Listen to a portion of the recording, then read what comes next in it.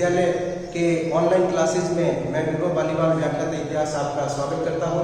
हमने 12वीं क्लास के इतिहास विषय में पिछली क्लास में पढ़ा था इतिहास की जानकारी के साहित्यिक स्रोत। इस क्लास के अंदर हम लोग भारतीय संस्कृति का विश्व में संचार, प्राचीन भारत में नाविक शक्ति, भारत में प्रागैतिहासिक पाषाण संस्कृति, प्रागैतिहासिक शैल कला और उसके बाद में सिंधु घाटी सभ्यता शुरू करेंगे। सबसे पहले बात करते हैं भारतीय संस्कृति का विश्व में संचार। तो भारत में अगर बात करें विश्व के संचार, भारत में जो लोग थे, जो पहले के जो लोग थे, हमारे जो पूर्वज हैं, वो विश्व में उन्होंने संचार किस तरीके से किया अपनी संस्कृति का।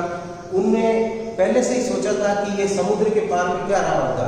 इस वजह से उन्होंने रुचि लेकर के जो है समुद्र के पार यात्राएं करनी शुरू की, क्योंकि पहले हमारे धर्मशास्त्रों के अनुसार अगर देखें तो समुद्र को लांघना जो है वो मर्यादा के विपरीत माना जाता था। लेकिन क्योंकि उन्होंने पहले से सोच रखा था कि समुद्र के पार क्या हो सकता है, तो इसी वजह से उन्होंने जो है विश्व में संचार किया इस तरीके से कि भारतवर्ष से जो है उन्होंने यात्राएं प्रारंभ की और यात्राएं जो है वो विश्व के दूर दराज के क्षेत्रों में की। और कई ऐसे हमारे पूर्वज हैं जिनकी वजह से विश्व के कई ऐसे देश या कई ऐसे क्षेत्र हैं जो उनके नाम से प्रसिद्ध है।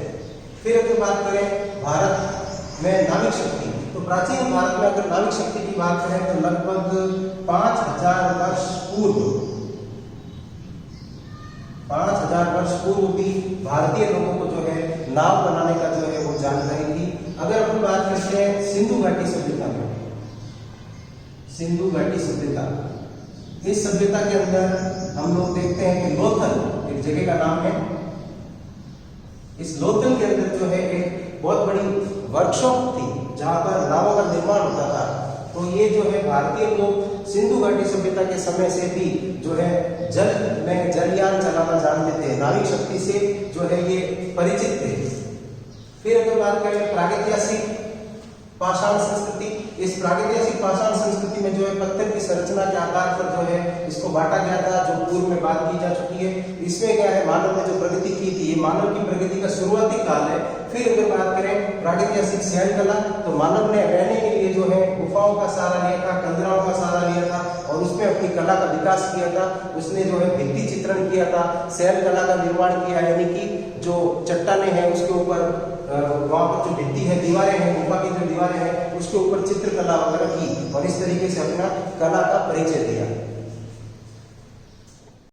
सभ्यता की बात कर रहे हैं, सबसे पहले सिंधु घाटी सभ्यता। सिंधु घाटी सभ्यता की अगर शुरुआत करें तो सबसे पहले इसकी शुरुआत में आएगा हड़प्पा। हड़प्पा पहला खोजा गया स्थल है। हड़प्पा 1921 के अंदर खोजा गया था और दयाराम राय बहादुर शाहनी इसके खोज करता है हड़प्पा नामक स्थान की। इसी वजह से सिंधु घाटी सभ्यता को हड़प्पा सभ्यता भी कहा जाता है। हड़प्पा सभ्यता भी इसको बोलते हैं। सिंधु घाटी सभ्यता सिंधु नदी के किनारे विकसित हुई थी। इसके बाद में 1922 के अंदर अगर बात करें तो मोहनजोदड़ो राखलदास बनर्जी, आर.डी. बनर्जी, इनके द्वारा मोहनजोदड़ो नामक स्थल की खोज हुई थी। अब अगर बात करें हड़प्पा की, तो इसकी खोज कैसे हुई। लाहौर से कराची के लिए रेलवे लाइन बिछानी थी, तो उस वक्त ईंटों की जरूरत हुई। तो ईंटों की जरूरत हुई तो मजदूरों ने क्या किया कि बेहतरीन तरीके से जो है ईंटें ला के एक गांव से जो है ला के देनी शुरू कर दी गई। तब ये पता चला कि जरूर ये जो ईंटें जो निकल रही है ये किसी पुरातात्विक स्रोत की ईंटें हैं। तब जो है दयाराम साहनी ने हड़प्पा नामक स्थल की खोज की थी। फिर अगर अपन मोहनजोदड़ो की बात करें तो मोहनजोदड़ो ये एक ऐसा स्थल है जिससे सिंधु घाटी सभ्यता का पूरा स्ट्रक्चर जो है वो पता चला है। फिर अगर स्ट्रक्चर की बात करें तो अब स्ट्रक्चर की बात कर रहे हैं, ये जो है इस तरीके से ये जो बनाया हुआ है, ये ऊपरी बस्ती है, ऊपरी बस्ती और ये सामान्य बस्ती या इसको निचली बस्ती, निचली बस्ती भी बोलते हैं। ये थोड़ी सी ऊंचाई पर है, ऊंचाई पर स्थित होने की वजह से इस ऊपरी बस्ती को गढ़ी भी बोलते हैं और दुर्ग, क्योंकि यहाँ पर जो है बड़े मकान बने हुए हैं इसको दुर्ग बोलते हैं। सामान्य बस्ती के अंदर जो है ये थोड़ी नीचे की तरफ है, इसलिए इसको निचली बस्ती भी बोला जाता है। और इसमें जो मकान मिले हैं वो सामान्य मकान मिले हैं, इसमें जो मिले हैं वो थोड़े से वैभवशाली है और इसमें जो है वो सामान्य मकान मिले हैं। अब मकानों का जो स्ट्रक्चर है वो स्ट्रक्चर तो एक जैसा है, लेकिन ऊपरी बस्ती के अंदर, इस ऊपरी बस्ती के अंदर जो मकान मिले हैं उस मकान की खासियत ये है कि वो फर्स्ट फ्लोर भी बना हुआ है, यानी कि कहने का मतलब है कि ऊपर की तरफ नाल भी है और उससे भी ऊपर निर्माण हो रखा है। अब ऊपरी बस्ती या दुर्ग गढ़ी भाग को अगर समझे सबसे पहले तो ये जो दिखाई दे रहा है ये प्राचीर है, ये प्राचीर है, बहुत मोटी प्राचीर है, बहुत मोटी दीवार थी यहाँ पर, एक बड़ी दीवार, तो ये प्राचीर से सुरक्षित था। ऊपरी बस्ती जो है प्राचीर से सुरक्षित थी और यहाँ पर बहुत मोटी चौड़ी सी दीवार थी।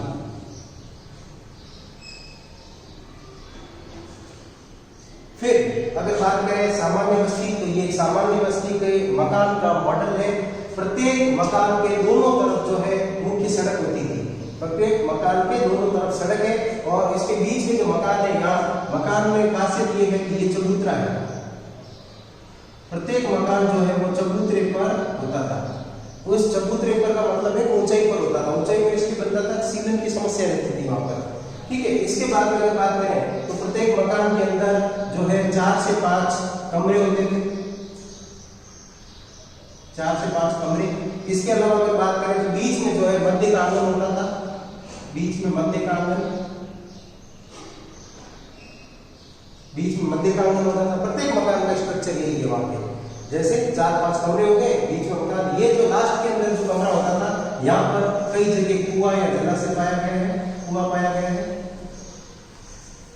इसमें अगर स्ट्रक्चर की बात करते हैं तो आसपास में कई जगह ऐसी मिली है जहां पर सार्वजनिक कुएं भी पाए गए हैं। ये जो कुआं है, ये मकान के अंदर जो पीछे वाले कमरे हैं वहां पर कुछ जगह पर कुएं पाए गए हैं। 4 से 5 कमरे हर जगह होते थे, मध्य में आंगन होता था। ये जो स्थान है ये खुले में जो है ये स्नानागार बना हुआ है, स्नानागार जो है खुले में बना हुआ था। यहाँ के लोग जो है वो पक्की ईंटों का प्रयोग करते थे, पक्की ईंटों का जो है प्रयोग जानते थे। सारे मकान जो है वो पक्की ईंटों के बने हुए हैं। प्रत्येक मकान के दोनों तरफ जो है दरवाजे खुलते हैं, ये दोनों तरफ के गेट हैं, दरवाजे खुल रहे हैं। इसके अलावा जो है नाली चल रही है प्रत्येक घर से, ये नाली चल रही है और ये नाली जो है ये सड़क के किनारे किनारे चल रही है, सड़क के किनारे किनारे। यहाँ का जो ड्रेनेज सिस्टम था बहुत मजबूत था, सड़क के किनारे किनारे नालियां चल रही है। और ये जो है ग्रिड प्रणाली से, ग्रिड प्रणाली किसको बोलते हैं कि समकोण पर, प्रत्येक सड़क एक दूसरे को समकोण पर काटती है। यहाँ ध्यान रखना, जैसे सड़क है, ये सड़क इस तरीके से आगे गई और इस तरीके से जो है प्रत्येक सड़क जो है समकोण पर एक दूसरे को काटती है। कोई भी आप देख लो 90 डिग्री को ग्रिड बोलेंगे, 90 डिग्री। और जो नाली है वो भी सड़क के किनारे किनारे थी, तो सड़कें और नालियां जो है वो ग्रिड प्रणाली। सड़क की खासियत ये होती थी 9 से 34 फीट तक की सड़कें मिली है। तो जो छोटी सड़कें होती थी, छोटे फीट में जो है सड़कें होती थी वो सामान्य सड़कें थी और जो राजमार्ग होते थे वो 34 फीट तक के जो है वो राजमार्ग होते थे। फिर अगर बात करें मकान की बात कर ली, फिर अगर इस ऊपरी बस्ती के अंदर एक बात करते हैं तो इसमें एक स्नानागार मिला है, स्नानागार। इसके अलावा जो है अन्नागार मिला है। पहले अन्नागार को बता देता हूं। अन्नागार जो होता था वो भी चबूतरे पर होता था,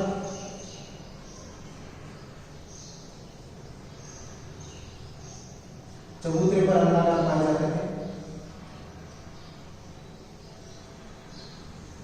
ये सार्वजनिक अनाज को रखने के लिए एक सार्वजनिक व्यवस्था रही होगी यहाँ पर इस वक्त। चबूतरे के ऊपर अन्नागार, ये सार्वजनिक प्रणाली के तहत एक बड़ा उदाहरण है सिंधु घाटी सभ्यता का। फिर अगर बात करते हैं स्नानागार की, तो ये स्नानागार का ये मॉडल है।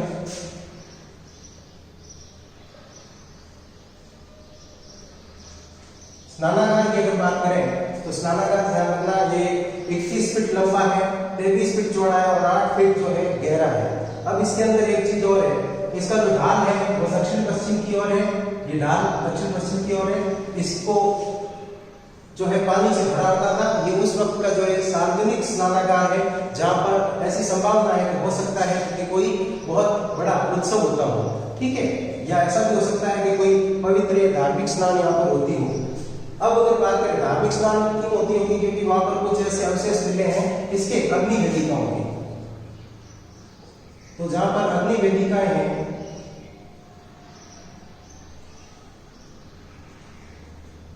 अग्नि वेदिकाओं के जो है अवशेष मिले, अग्नि वेदिकाओं के अवशेष इसके आसपास कई सारे पाए गए। इसके आसपास स्नानागार के आसपास कुछ कुएं भी पाए गए हैं। अच्छा, एक ये मकान के स्ट्रक्चर पे थोड़ा सा था, सड़के के आसपास नालियां चलती है, मैंने आपको बताया था। अब ये जो है यहाँ पर नाली, यहाँ पर शेष गर्भ होते थे, यानी कि होल होते थे, होल। ये जो ऐसे ढक्कन होते थे जिसका होल के ऊपर ढक्कन लगा होता था, उसको हटाया जा सकता था, तो इससे सूखा कचरा साफ किया जा सकता था। और ये जो यहाँ से जो पानी जो है वो बह करके नाली में जाता था, और नाली से चल के आगे चल के सड़क के अंदर जो ड्रेनेज सिस्टम था, ऐसी व्यवस्था जो आधुनिक काल में जो पेरिस में हुआ करती थी, वैसी व्यवस्था जो है यहाँ पर सिंधु घाटी सभ्यता के अंदर मिली है। इसीलिए कहते हैं कि ये सिंधु घाटी सभ्यता जो है वो बहुत ही प्रसिद्ध और पहली शहरी सभ्यता रही। इस शहरी सभ्यता की खासियत ये है कि जो वर्तमान में लोग पसंद करते हैं, वर्तमान में जैसे लोग पसंद करते हैं, जैसे कि प्राइवेसी को बहुत पसंद करते हैं, यानी गोपनीयता को महत्व देते हैं, उसी तरीके से यहाँ के लोग भी जो है प्राइवेसी को बहुत पसंद करते थे, गोपनीयता को महत्व देते थे। जो मकान था उस मकान के अंदर एक भी खिड़की नहीं है ताकि गोपनीयता प्रभावित नहीं हो, सीधे एंट्रेंस होता था, ऊंचाई पर मकान होता था, बाहर सड़क पर कोई व्यक्ति खड़ा है यहाँ इस स्थान पर, तो उसको घर के अंदर का कोई भी जो है नजर नहीं आता था, घर के अंदर का सीन नजर नहीं आता था बाहर के व्यक्ति को। तो ये इतनी खासियत होती थी, जैसे आज के लोग पसंद करते हैं वही की वो खासियत जो है पुराने टाइम में सिंधु घाटी सभ्यता के लोगों की थी। वो भी प्राइवेसी पर बहुत ध्यान देते थे।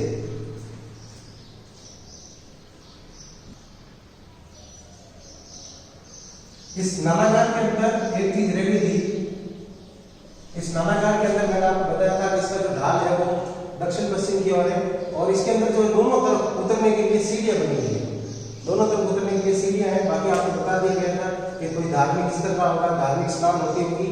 और इसके अलावा जो है 39 फीट इसकी लंबाई, 23 फीट इसकी चौड़ाई और 8 फीट गहराई, इसके बारे में बात हो गई थी। अब अगर बात करें इसके जो दो प्रमुख स्थल है सिंधु घाटी सभ्यता के, पहले धौलावीरा की बात कर रहे हैं। धौलावीरा के अंदर जो है जल कुंड और जलाशयों के अवशेष मिले हैं। इसके अलावा विशाल स्टेडियम पाया गया है धौलावीरा के अंदर। फिर लोथल के अंदर बात करें तो लोथल के अंदर विशाल बोधीपाड़ा, जो मैंने आपको वर्कशॉप बताई थी, तो यहाँ पर जो है जलयानों का निर्माण भी होता था, और जलयान जो है सीधे ही पानी के अंदर छोड़े जाते थे। यहाँ इसकी खासियत ये थी, जैसे ये समुद्र तट है, तो इस समुद्र तट के ऊपर अगर बात करें तो जहाँ पर जल का स्तर कम होता था वहां पर एक दीवार बनाई जाती थी, और ये जो बोधीपाड़ा है उसके अंदर पानी का जो लेवल है वो कम रखा जाता था।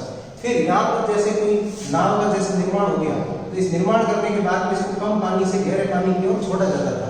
तो इस तरीके से यहाँ पर नाव का निर्माण भी होता था, और यहाँ पर जो है सामान का आदान और प्रदान दोनों होते थे। बहुत बड़ा बंदरगाह था यहाँ पर, और ट्रांसपोर्टेशन अच्छा होता था। यहाँ पर बंदरगाह था, बंदरगाह की वजह से जो है यहाँ पर माल आता था, उतरता था और माल लोड होता था।